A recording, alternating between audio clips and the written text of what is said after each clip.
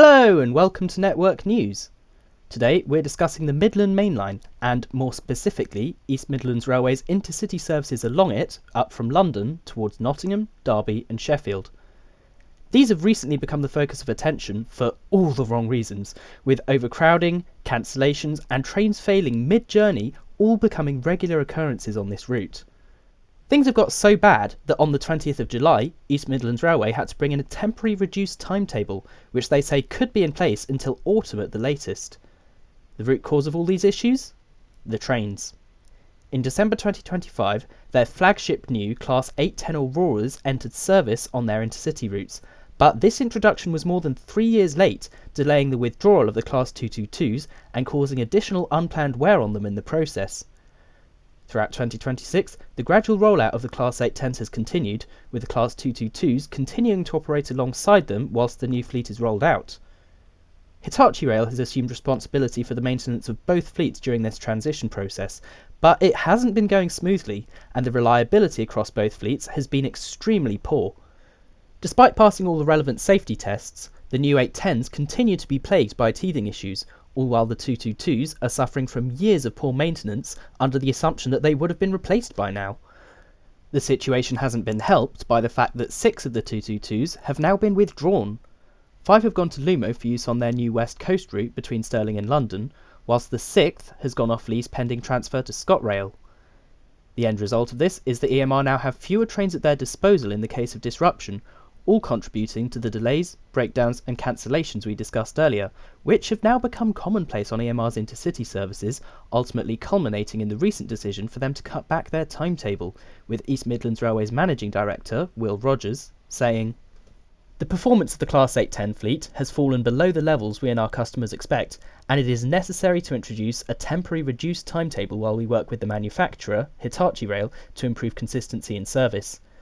We recognise that this will be disappointing for our customers, and we understand the frustration caused when our intercity services do not consistently meet the standards they rightly expect, which in turn put our frontline staff in an unenviable position of trying to deliver excellent customer service amidst ongoing reliability challenges. We are sorry for the significant disruption and inconvenience these issues have caused our customers, and we are committed to restoring the reliable service they rightly expect." If things weren't bad enough for passengers, the staff have also had enough, with the RMT union, which represents on-train staff working for East Midlands Railway, confirming on the 21st of July that they intend to go on strike over safety concerns surrounding this debacle. They allege that East Midlands Railway have been rushing the new 810s into service, knowing they're likely to fail in order to maintain services.